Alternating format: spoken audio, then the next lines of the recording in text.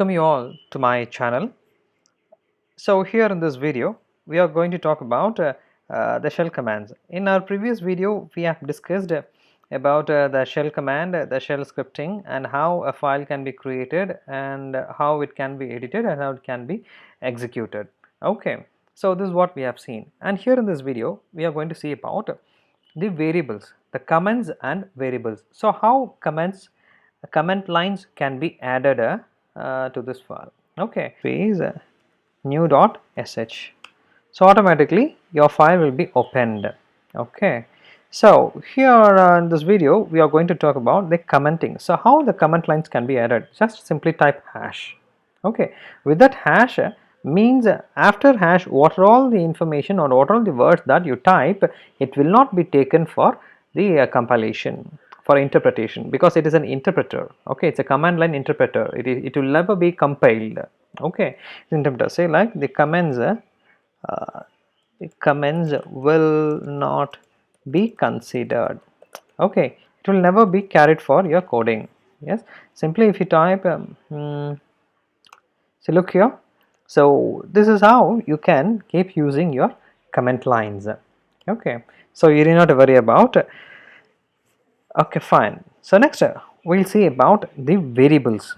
Okay, so what are so here with this Linux, with this shell programming or shell scripting, we have the two kinds of variables. So one is system variables and second one is user defined variables. System variables, by default your operating system will have its own variables, and these variables will always be mentioned in capital letters. Okay, so say like we'll see some of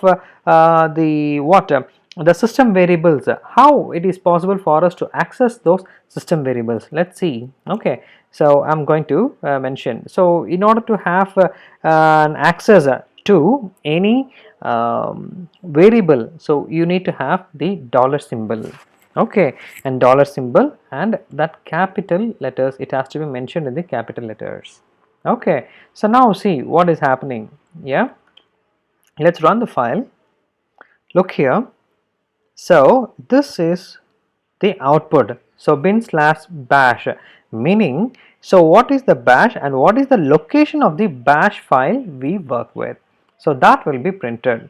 Okay, so that is the value of this bash file, value of this bash variable. Okay, and next we'll see about the another variable. Okay, say like I want to know the version of this bash. Okay, so we'll see. I typed a version here. Okay, let's see what is the output. Look here, it gives, I'm sorry, something has gone wrong. I would have typed wrongly. Yeah, see, it is not hyphen, it is a underscore.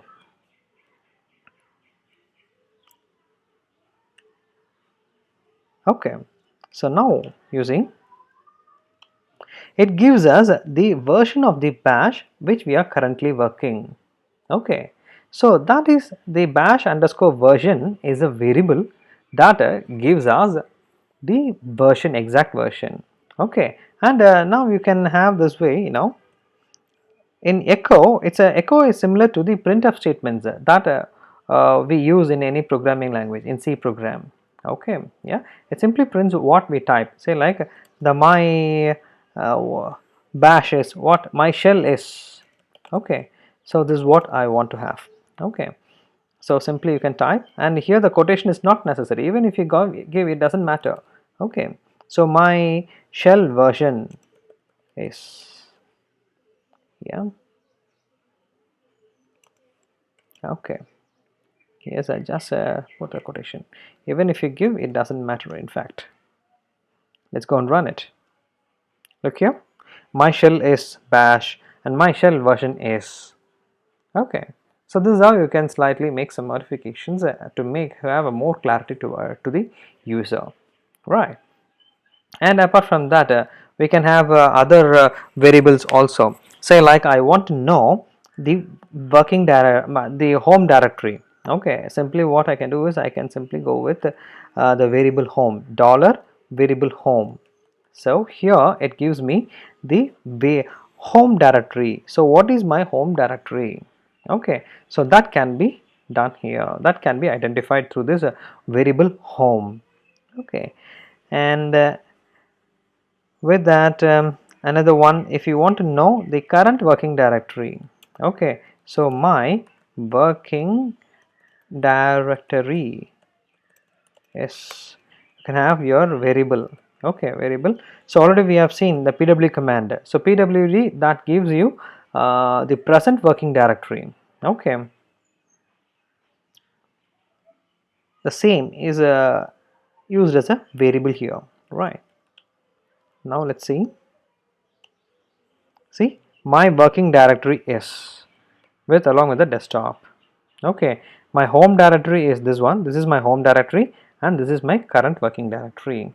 Okay, so this is how you can use the different variables, I mean the system variables with us, right? Fine. So these are all the different types of the system variables that we have seen. Okay, and next we'll see about the user variables. Okay, so what are the user variables that we work with?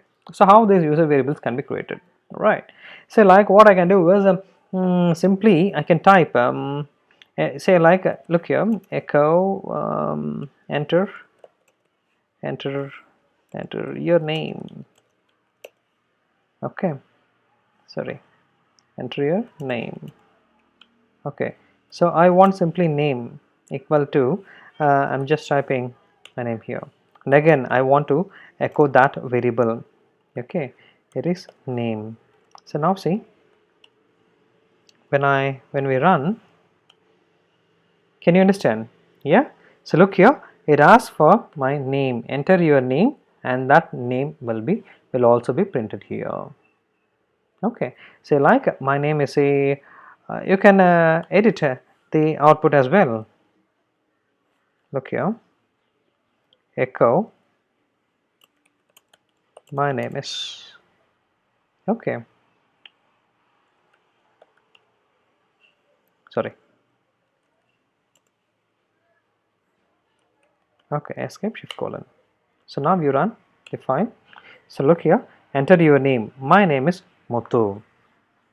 Okay, so likewise you can keep modifying. This is how you can get the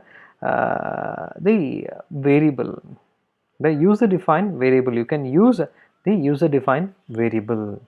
Okay, so here with this type user variable, I have got this variable as a command line, so it is a direct initialization. Okay, so now I would like to have my variable from the user. Okay, that's otherwise we call as a runtime input. Runtime input. So how is it possible for us to have a runtime input? Okay, so I can type enter your name. Okay, fine.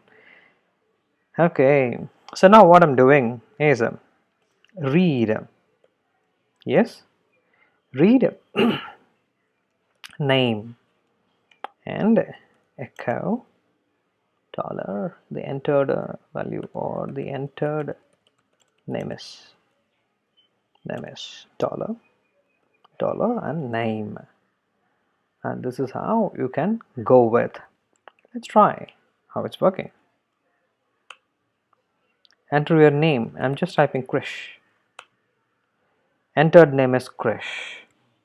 Yeah, so this is the way how you can get a runtime input. Okay, this read will help us to read the runtime input or the command line input. Okay, in the previous case we have seen the direct initialization.